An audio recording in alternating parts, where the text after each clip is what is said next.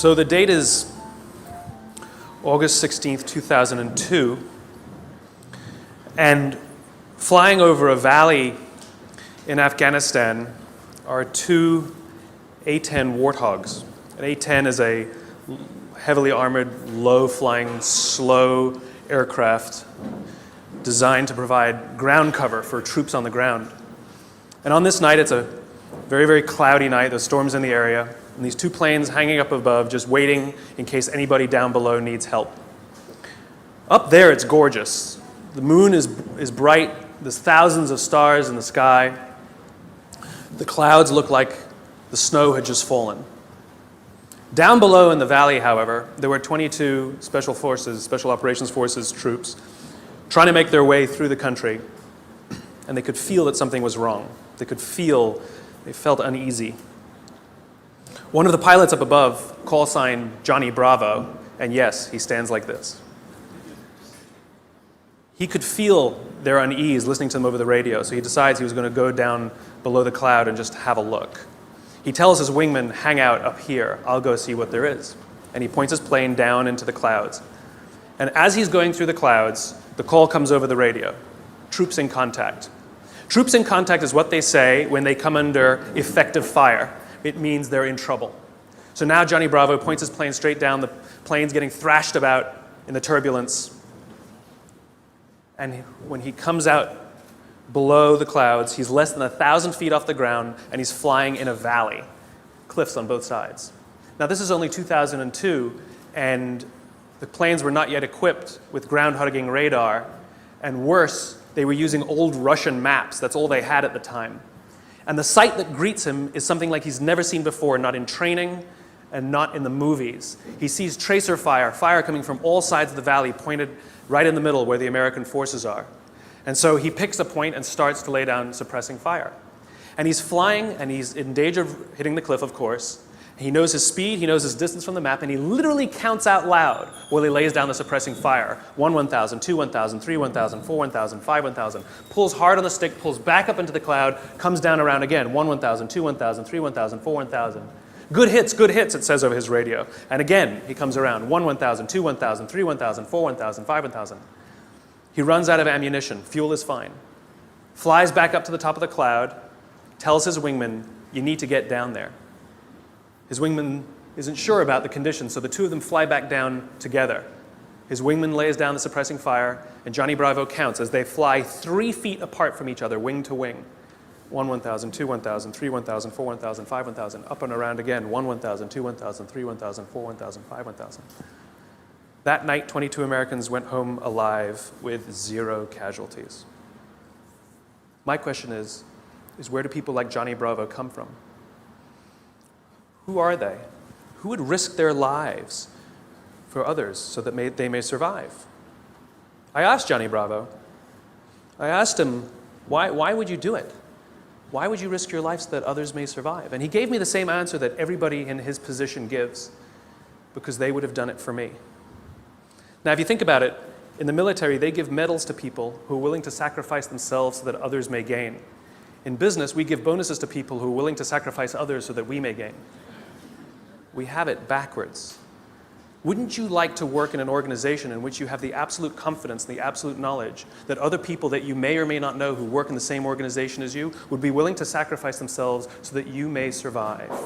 And I'm not talking about giving your life. I mean, we don't even like to give up credit, you know? So where do people like Johnny Bravo come from? Well, it's an age-old question. They're not born. They're actually made. If you look at the human animal is like a machine. There are systems inside our bodies that are trying to get us to do things that are in the interest of the survival of the human animal, right? Just like in a business, in a company, if you want people to do something, you offer them some sort of positive or negative incentive to direct the behavior, right? So if you want people to achieve a certain goal, you offer them a bonus if they achieve that goal, and they'll work towards that goal because they want the bonus. It's a very simple system. The human body works exactly the same way.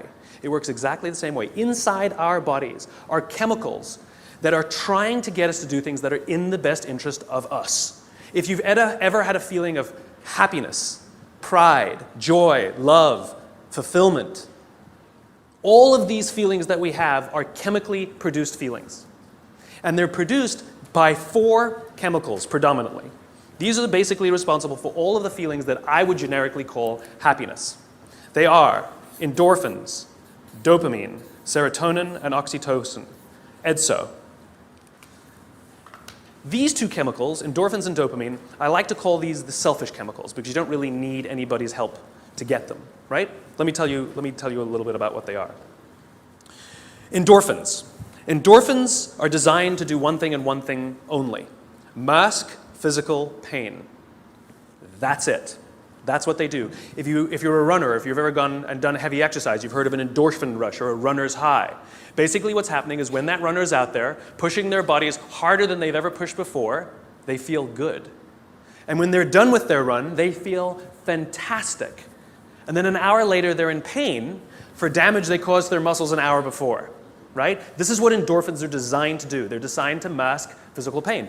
The caveman reason for this stuff, because this stuff is all from 50,000 years ago, understand, Homo sapien existed at the same time as other hominid species, and yet we survived and they didn't. What is it about this species that's so good at survival and thriving? Look at the world we've built. It's not just that we're smart. We're certainly not the strongest and we're certainly not the smartest. It's that we're social animals. We have to do things together. We have to look after each other, and we have to work together to ensure that we survive, that we do well. This is how we're designed, right? These chemicals are trying to make that happen. So in these caveman times, 50,000 years ago, Paleolithic era, we had to eat. We're not the strongest, we're not the fastest. But there's one thing that the human animal is made for: endurance. We could track an animal for hours and hours and hours and miles and miles and miles. And if we were tired, we'd keep going. And if we got injured or we had to bring the food back to the cave, we'd continue to do it. And it was so good, it felt so good, that maybe we'd even volunteer to go hunting the next day, just like we get addicted to exercise, right? Oh my God, it was so much fun yesterday. I will totally go hunting tomorrow, right? Good system for the survival of the group. Good system. By the way, the reason laughing feels good is because of endorphins. You're actually convulsing your internal organs, and endorphins are masking the physical pain. I'm sure everybody here has laughed so much that the endorphins eventually run out and you go, stop, stop, it hurts. Endorphins, they feel good. Dopamine. Dopamine is the feeling that you found something you're looking for, or that you accomplished something you set out to accomplish. So you know that feeling you get when you cross something off your to-do list? That's dopamine. Feels awesome. You know when you have a goal to hit and you achieve that goal, you're like, yes! You feel like you've won something, right? That's dopamine. The whole purpose of dopamine is to make sure that we get stuff done, right? The historical reason for dopamine, we would never eat if we only waited until we got hungry, because there's no guarantee that we would find food. So dopamine exists to help us go looking for food. We get dopamine when we eat, which is one of the reasons we like eating. And so when you see something that reminds you of something that feels good, we want to do the behavior that helps us get that feeling, right? So let's say you're out there going for a walk and you see an apple tree in the distance. You get a small hit of dopamine. And then what it does is it focuses us on our goals. And now we start walking towards the apple tree. And as the apple tree starts to get a little bigger, we feel like we're making progress. You get another little shot of dopamine and another little shot of dopamine until you get to the tree and you're like, yes! Okay? This is why we're told you must write down your goals. Your goals must be tangible. There's a biological reason for that. We're very, very visually oriented animals. You have to be able to see the goal for it to biologically stay focused, right? If you don't write down your goals, if you can't see your goals, it's very hard to get motivated, to get inspired. For example, think about corporate visions, right? A corporate vision has to be something we can see, right? That's why it's called a vision. You can see it, right? To be the biggest, most respected, to be the fastest growing are not visions. They're nothing, right? What does that even look like? Respected by whom? Your mother? Yourself? Your friends? Your shareholders? Who knows? What's the metric? Dunno. It's amorphous, doesn't motivate us. Just like I can't tell you, you will get a bonus if you achieve more. You're going to ask me, how much more? I'm going to say, more. Doesn't work. You need a tangible goal. You need a tangible goal, right? Here's a great vision. Martin Luther King, I have a dream that one day little black children and little white children We'll play on the playground together and hold hands together. We can imagine that. We can set our sights on that. And every time we achieve a goal and achieve a metric and achieve a milestone that makes us feel like we're making progress to the vision we can see, we keep going and going and going until we achieve something remarkable. You have to be able to see it. Dopamine. Like I said, dopamine is the feeling you get when you set out to find something you're looking for as well. Talked about the to-do list. I came home from a trip just a couple days ago, and I had a bunch of errands to run, and I wrote down a little list of things I had to do, and off I went, right? And as I was walking past, I think it was the dry cleaners, I don't remember. I was walking past something, I remembered, I have to do that, and I hadn't written down on my to-do list. So I went in and finished what I needed to do, and then when I came out, I then wrote it on my to-do list and then crossed it out. Because I wanted the dopamine. Feels good. Dopamine comes with a warning. Dopamine is highly, highly, highly addictive. Here are some other things that release dopamine. Alcohol, nicotine, gambling, your cell phone. Oh, you think I'm joking? Okay, we've all been told that, if you wake up in the morning and you crave a drink, you might be an alcoholic.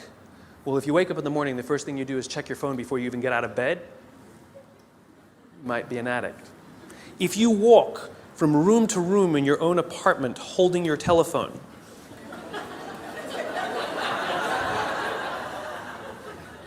you might be an addict. When you're driving in your car and you get a text and your phone goes beep, we hate email, true. We love the beep, the buzz, the ding, oh. Right? You'll be there in 10 minutes, and yet you have to look at it right now. You might be an addict. And even if you read it and it says, are you free for dinner next Thursday, and you have to reply immediately, you can't wait the 10 minutes, you might be an addict. And for all you Gen Ys out there who like to think that you're better at multitasking because you grew up with the technology, then why do you keep crashing your cars when you're texting? You're not better at multitasking, you're better at getting distracted. In fact, if you look at the statistics, ADD and ADHD diagnoses of ADD and ADHD have risen 66% in the past 10 years. Okay, ADD and ADHD is a frontal lobe disorder, right? Are you telling me out of nowhere 66% of our youth have a frontal lobe problem? Where did that come from? No, it's a misdiagnosis, right? What are the symptoms of a dopamine addiction to technology? Distractibility, inability to get things done, easily distracted, shortness of attention. It's all the same thing, so we misdiagnose things. It's the addictive quality of dopamine. We can also get addicted to performance in our companies when all they do is give us numbers to hit, numbers to hit, numbers to hit, and a bonus you get, and a bonus you get, and a bonus you get. All they're doing is feeding us with dopamine, and we can't help ourselves. All we do is want more, more, more. It's no surprise that the banks destroyed the economy, because one of the things we know about dopamine addict is they will do anything to get another hit, sometimes at the sacrifice of their own resources and their relationships. Ask any alcoholic, gambling addict, or drug addict. Ask them how their relationships are doing and if they've squandered any of their resources. It's an addiction. Dopamine is dangerous if it is unbalanced. It is hugely helpful when in a comfortable and balanced system, but when unbalanced, it's dangerous and it's destructive. You don't need anybody's help to get these. Go for a run, achieve your goals, you'll get dopamine. You'll get endorphins. But you won't have any feeling of fulfillment or love or trust. That's where these come in. These are attempting to manage these. This is what makes our society great. This is where people like Johnny Bravo come from. It's because of these two chemicals that leaders really fulfill their great responsibility. Outside in the world is danger at all times for various reasons. In caveman times, that danger may have been, a saber-toothed tiger. It may have been the weather. It may have been a lack of resources. It may have been, who knows, any number of things. Things that with no conscience are trying to kill you. They want to end your life. And so how do we survive? We work together. And together, we come together in our groups, in our companies, in our tribes, to feel like we belong, to be around people who believe what we believe, so that we may feel safe. When we're surrounded by people who have our best interests in mind and we feel safe, we will organize ourselves and cooperate to face the dangers externally. Don't forget, the outside dangers are a constant. In a modern world, the outside dangers may be your competition that's trying to put you out of business, or at least steal your business. It might be the ebbs and flows of the economy. It might be terrorism. All of these unknowns, all trying to put you out of business, take away your job, take away your livelihood, end it for you. Nothing personal. It's a constant. Inside our organizations, the dangers we face are not a constant. They are a variable. And they are the decisions of leadership as to how safe they make us feel when we go to work. This is the job of leaders. Aesop said it better than I can. There's an Aesop fable about 4 oxen that stand tail to tail. And whenever the lion tries to eat them, no matter what angle from which he attacks, he will always be met with horns. However, due to infighting and disagreements, they separate and they go and graze in different parts of the field. And one by one, the lion picks them off and kills them all. When we stand together, we can more easily face the dangers outside. When we break up inside our companies, if our leaders don't allow us a space to feel safe inside our own companies, to feel like we belong, then we're forced to exert our own energy to protect ourselves from each other. And, by the way, expose ourselves to greater danger from the outside. If you have to worry about politics, if you have to worry about someone stealing your credit, if you have to worry about your boss not having your back, think about the energy you invest, not in your business, not in the products you're trying to develop, not in your work, not in how great you're producing, not in your creativity, but in just keeping yourself feeling safe. This is destructive. The responsibility of leadership is 2 things. 1, to determine who gets in and who doesn't get in. This is what it means to start with why. What are our values? What are our beliefs? Who can we allow in? Second thing is to decide how big this is. How big do we make the circle of safety? How big do we make the circle of belonging? Do we keep it around just our C-level executives and call it an inner circle and allow others to try and fend for themselves and maybe try and get into our inner circle? Or do we extend it to the outermost edges of the organization? Great leaders extend the circle of safety, the circle of belonging, out to the outermost edges. So the most junior person feels like they belong, feels safe, feels like they have top cover from somebody like Johnny Bravo. That's what these other 2 chemicals are trying to do.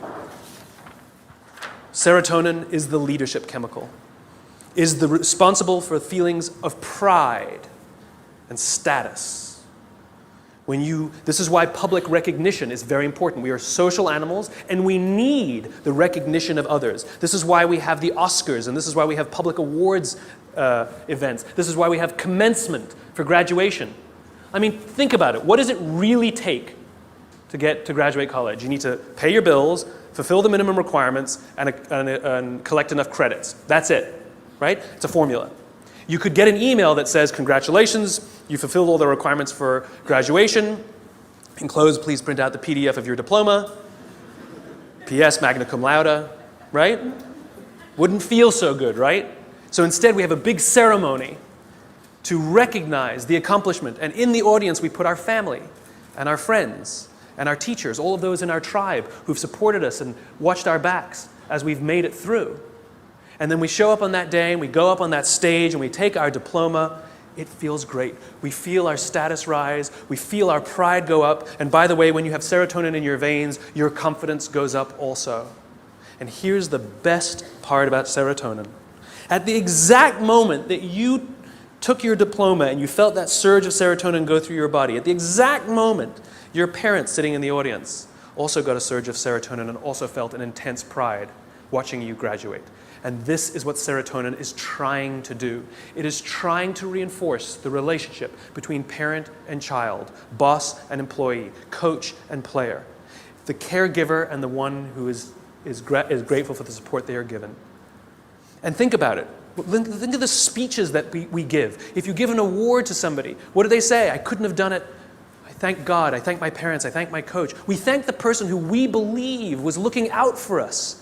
We could not have done this without them, we say. And they look at us and they say, so proud of you. And we work to make them proud. Great teams don't want to win the trophy. Great teams want to win one for the coach. They want to make the coach proud. We want to make our parents proud. And it raises our status, and it raises our confidence, and it feels good, and we in turn will look after others so that they may accomplish the same. This is what serotonin is trying desperately to do. The problem is you can trick serotonin. We live in a materialist society, so we judge status very often in our country based on how much money you make, right? So any conspicuous display of wealth raises your status. This is why they put the logos on the outside. No good on the inside, nobody can see them. We want the red line of our Prada glasses. How good, you own a pair of designer shoes, how good does it feel to put on your Gucci shoes?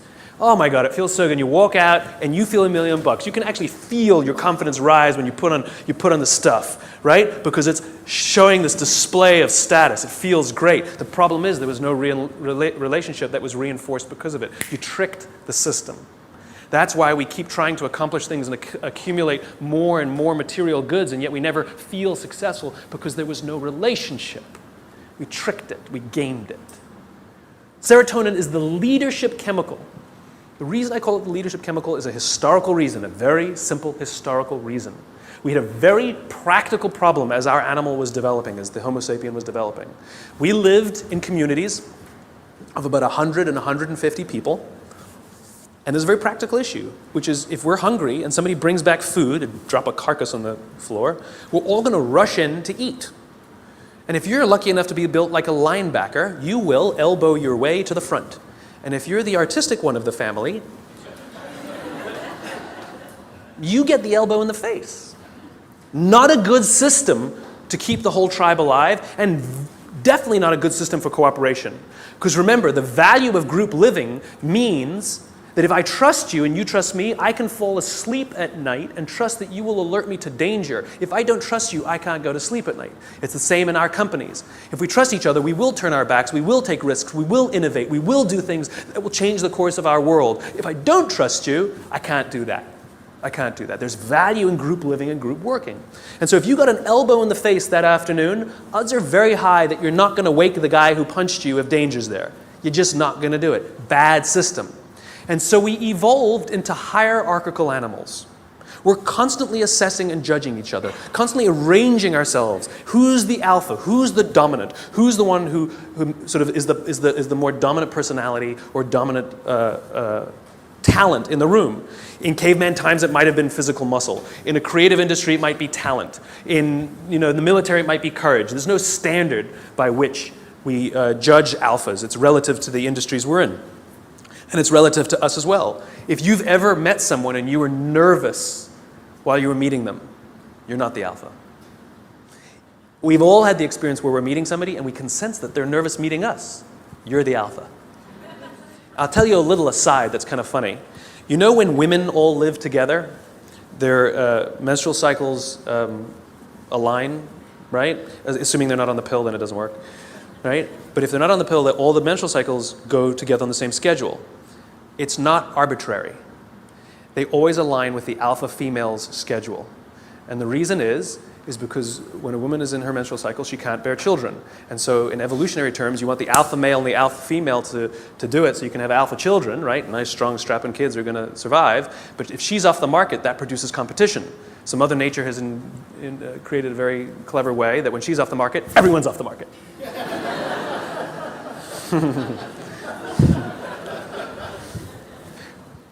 Back to the talk. So we're constantly judging and assessing each other who's alpha, right? And what we do is when we assess that someone else is the alpha, we voluntarily take a step back and allow them to eat first. Alphas get first choice of meat and first choice of mate. Good system.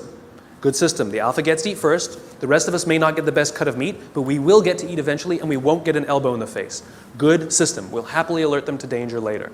Good system. This is why we're constantly trying to raise our status, is because there are benefits to being the alpha.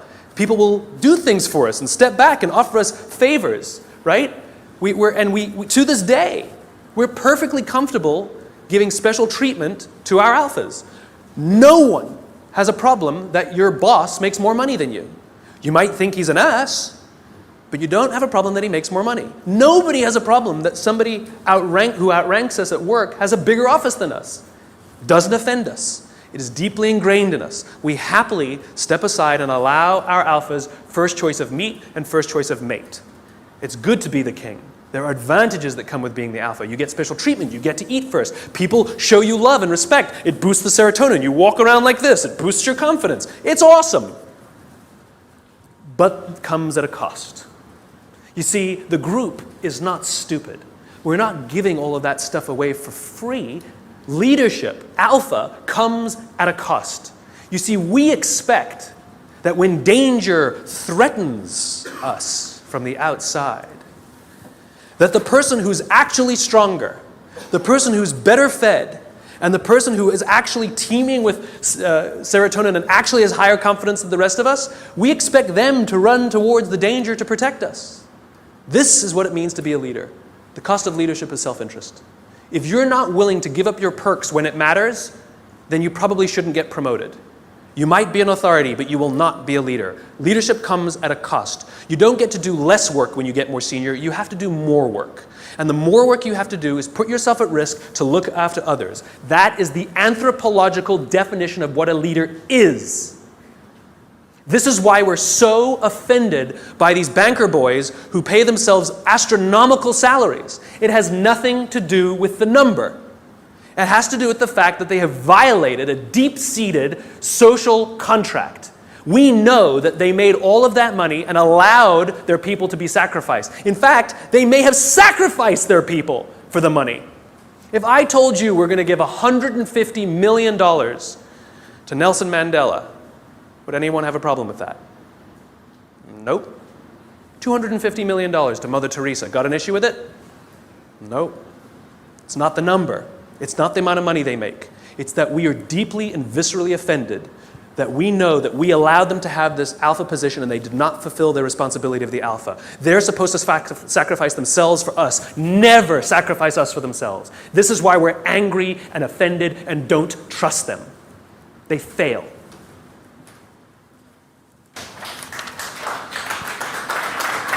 Oh, there's more.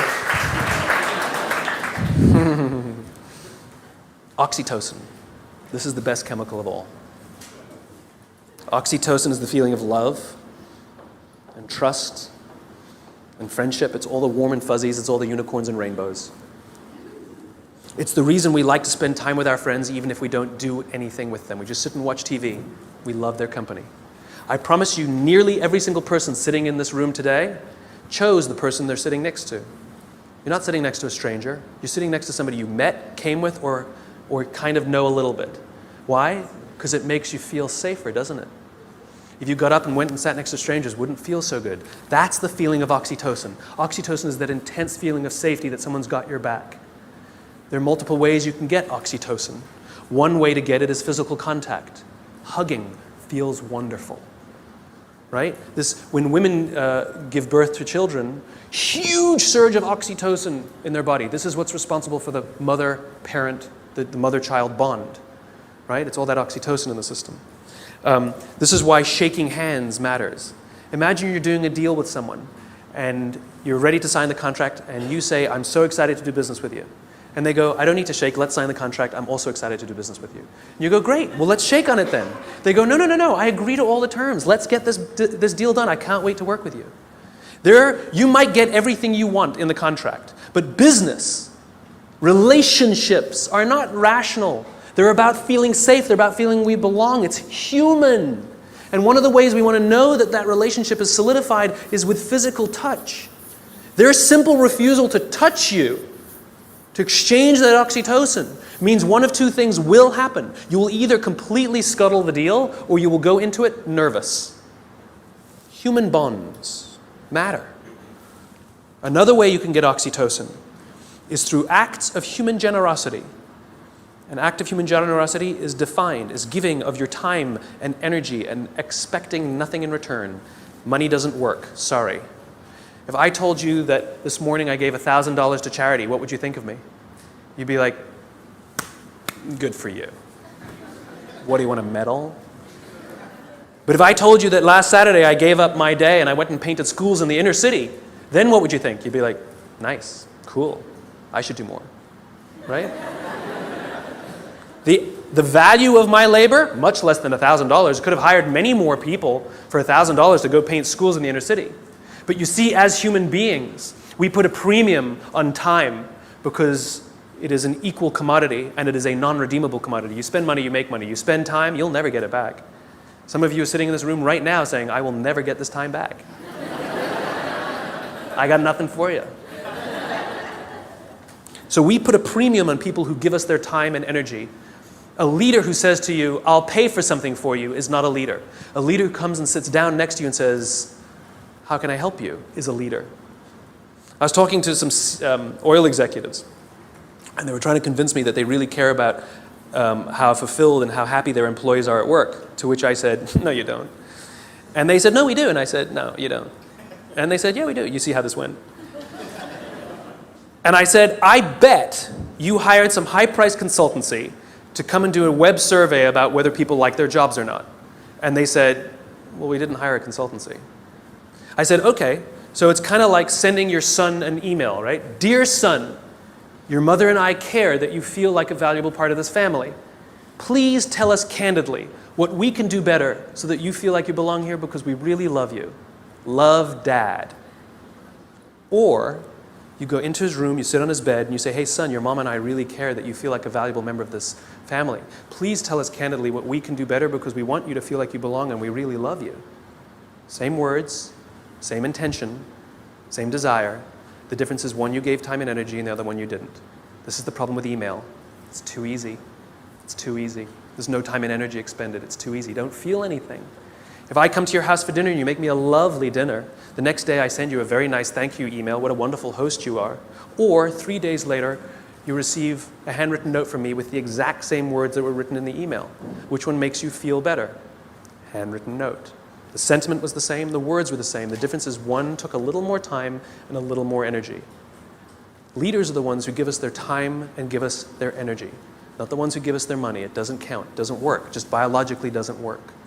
This is how you get oxytocin, doing nice things for people that require that you sacrifice a little bit of time, a little bit of energy, something you will never get back. And if you expect something in return, then you weren't really giving in the first place. You take someone out for dinner because you want them to hire you, you're not really taking them out for dinner. You want something in return. It's just a protracted transaction. It's not relationship building. It's nonsense. I was walking down the streets of New York, true story, and the guy in front of me, his backpack opened and a bunch of paper spilled out on the street.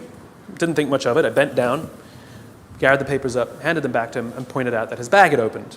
I did a small act of generosity for somebody. I got a small burst of oxytocin. I felt good. Also, the person on the receiving end of the act of generosity feels good. They get a shot of oxytocin. He felt good. He says thanks. I get to the end of the block, and I'm standing waiting to cross the street. And a guy who also happens to be standing waiting to cross the street turns around, true story, turns around and says to me, I saw what you did back there. That was really cool. As it turns out, witnessing acts of human generosity release oxytocin. Remember, our bodies are trying to get us to repeat behaviors that are in our best interest, and it's making us feel good when we see or do acts of human generosity so that we will do them. In fact, the more oxytocin you have in your body, the more generous you actually become. In other words, the more you do, the more you want to do. It gets better than that. Lots of oxytocin in your body inhibits addiction. It makes it very difficult to get addicted to something when you have lots of oxytocin in your body. It actually inhibits addiction. It boosts your immune system. It makes you healthier. That's why happy people live longer. It's why couples live longer. Oxytocin, it actually is good for us. It increases our ability to solve problems. It increases our creativity. It's really good for us, and it's not addictive. It just feels great. It takes time to build up, though. You know, if I went on a date with a girl the other day. It was a first date. We totally got along great. We're going to get married. Why are you laughing? That's my social life. The reason you laugh is because you inherently know that I cannot form a bond of trust strong enough to get married in 7 days. You know that. Why don't you go on a couple more dates? Right? Inherently, you know that. right? But if I told you that I've been dating somebody for 7 years and we're not married yet, what do you say? What's wrong? In other words, we know that that bond of trust takes more than 7 days and less than 7 years. Don't know how long it takes, though. So when you start a new job and you're really excited to work there and they're really excited to have you, don't quite feel like you belong. You don't quite feel like you're trusted yet, right? Even though you were really excited and they're really excited, it takes time. And you have to do little acts of generosity and make little sacrifices, do little things for people. Not big risks, small risks. It's like dating. You know, you don't start by buying them a diamond.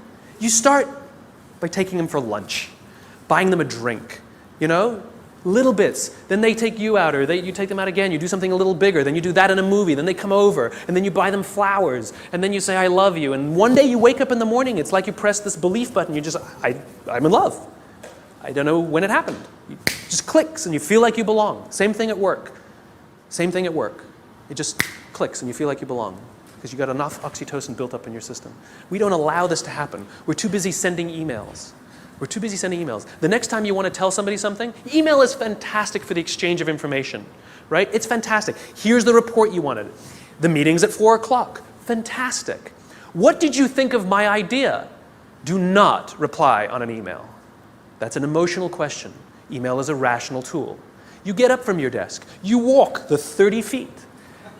And you say, wanted to tell you what I thought of your idea. And I promise you, not only will that information be better received, but you will start to create relationship because oxytocin starts to get released. If you can't get up and walk 30 feet, pick up the telephone.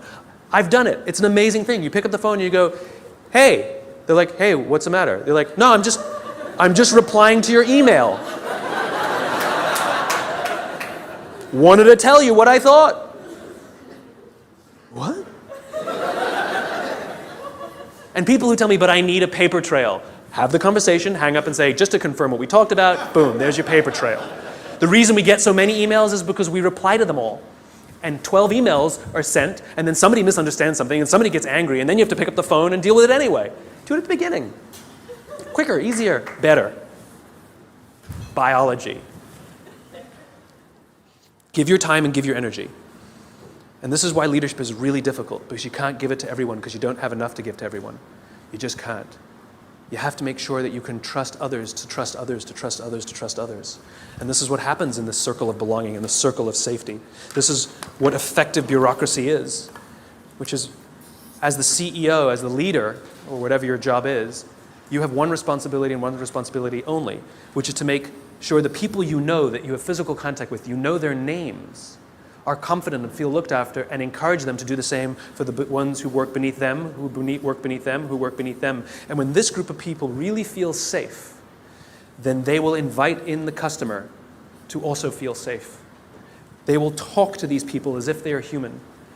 I actually flew on an airline recently, and I was appalled at how I was treated. It was disgusting. It was like cattle, right? And I said something. I said, why do you treat people like cattle?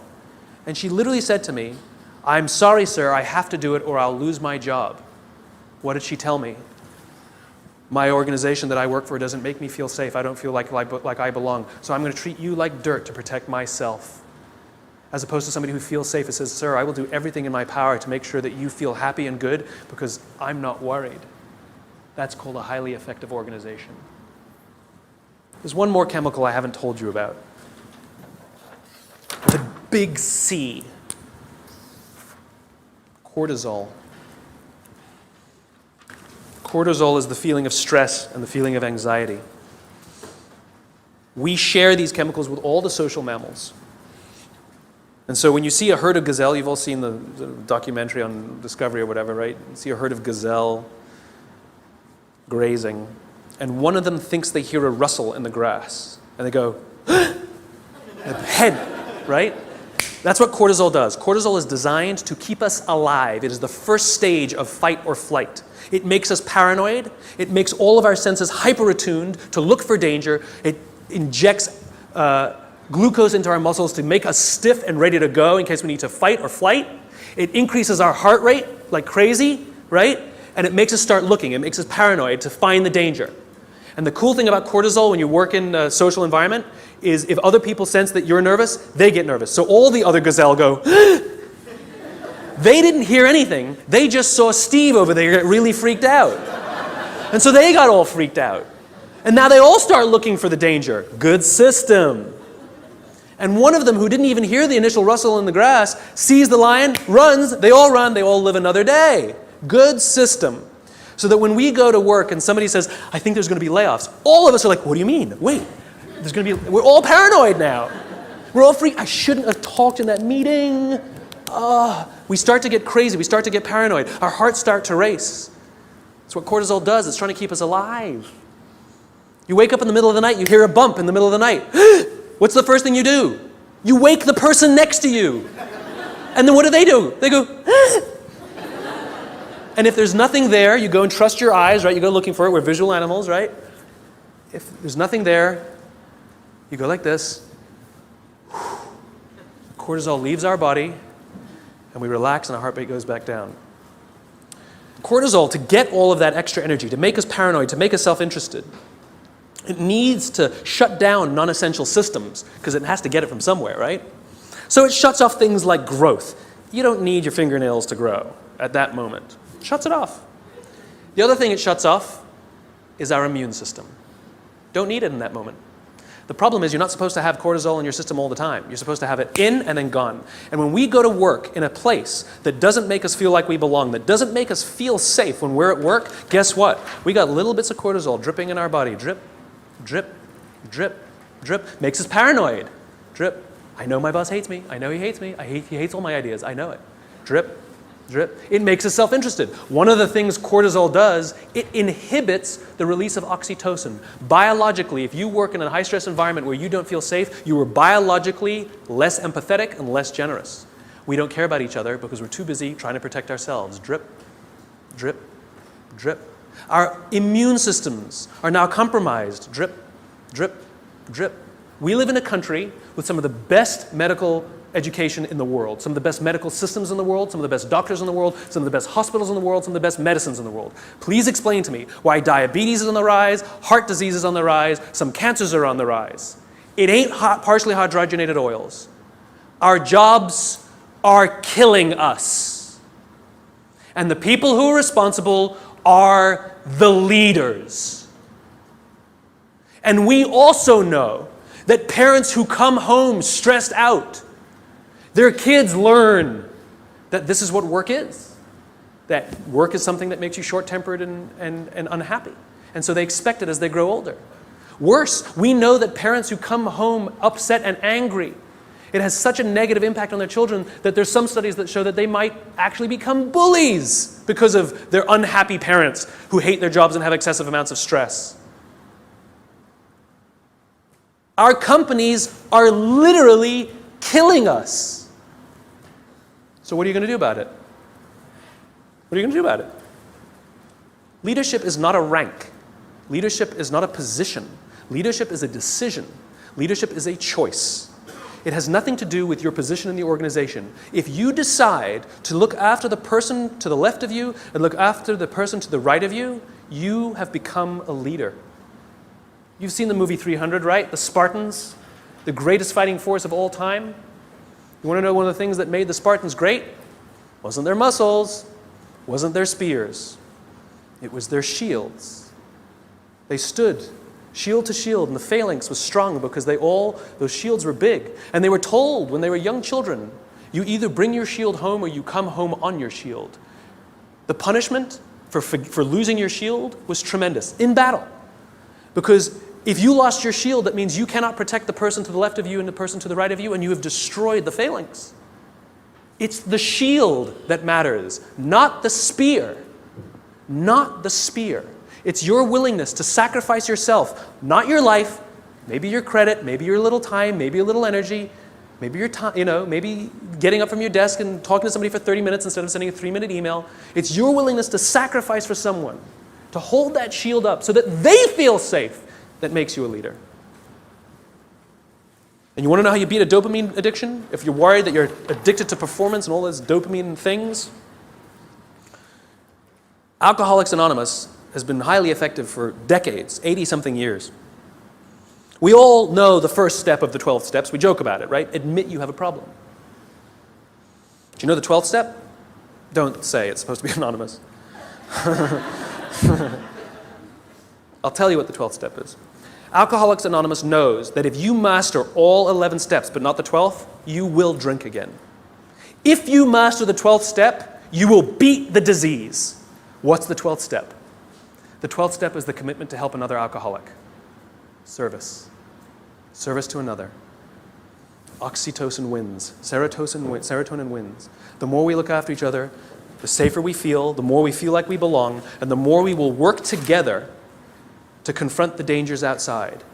Do this for others, and others will become Johnny Bravo. Thanks very much. Let it go.